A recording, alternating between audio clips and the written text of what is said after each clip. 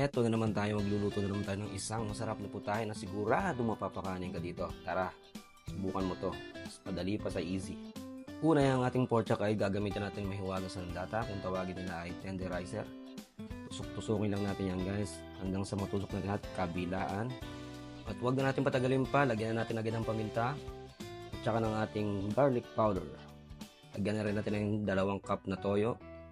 At syempre, ilagay na rin ang ating lemon. At huwag natin kalilimutan ang ating bawang. At ito yung magpapasarap sa atin, ang ating pineapple juice. Yan yung magbibigay rin namnam sa ating lutuin ngayon. Haluin lang natin ang haluin, kamas-kamasin lang natin, lamas-lamasin lang natin. At yung ginawa natin kanina na tinusok-tusok natin, siguradong ang lahat ng pampalasa ay papasok sa laman ng karning ito. Yan. Kamas-lamasin lang natin, baligtaran, kaliwaan. Tapos set aside na natin. At sa mainit na kawali, naglagay na rin ako dito ng ang ating mantika, syempre. Kasi yung gagawin na dito, pipritusin natin ng bahagya. Hindi naman sobrang lutong-luto, bahagya lang. Pipritusin natin ng bahagya ang ating karne. At syempre, sisimulan na natin ang ating pagprito sa ating pork chop na ating binabad kanina. Sigurado ako nanood lahat ng lasa dyan. Kahit hindi siya ganong katagal na ibinabad, sigurado ako lahat nanood dyan.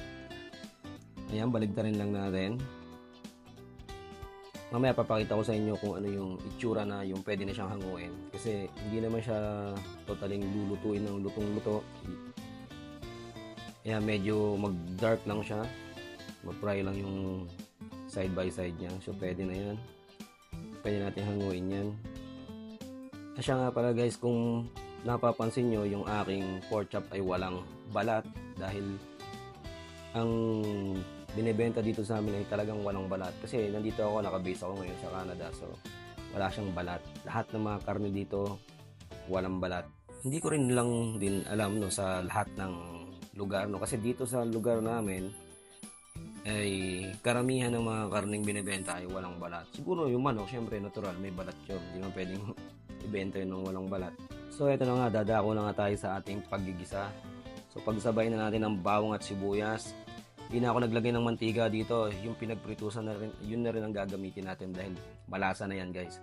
So isusunod na natin ating pork chop na ating pinrito kanina. At kung mapapansin nyo, meron niyang naninip na sabaw. So pwede natin yang gamitin pa. Ibuhos lang natin dyan. At syempre yung pinagbabara natin, ilagay natin ang ating pinagbabara. Dahil nandyan yung ating mga pampalasa. Kaya ikaw na nanonood ngayon, ikaw nga yung tinutukoy ko. Kung nanonood ka ngayon, magsaing ka na dahil sigurado pag natapos to, mapapakanin ka. Kung napapansin nyo, medyo lumalabas na yung sariling mantika niya at medyo nagkakaramelize na yung ating sabaw. Ilagay na natin yung ating pineapple. Tapos medyo ihilamos lang natin yung sabaw sa ating pineapple. Hindi ko na siya tatakpan guys para medyo maiga-iga pa siya ng kaunti. Dahil mas masarap yung medyo maiga-iga eh. Mas masarap yung lasa ng sabaw. Siyempre, ilalagay na rin natin ang ating sibuyas. Dahil hindi makukumpleto ang ating pork steak ng walang sibuyas. So, eto na nga, medyo malapit na tayo sa dulo. Check mo na yung sinaing mo kung luto na. Dahil sigurado mapapakanin ka dito. So, kung mapapansin nyo, yung sibuyas natin ay medyo sariwa siya. Hindi ko na siya pinirito o ginisa pa dahil mas gusto ko yung medyo crunchy siya kagatin eh. Ang ginagawa ko dyan guys ay nililiguan ko lang ng sabaw.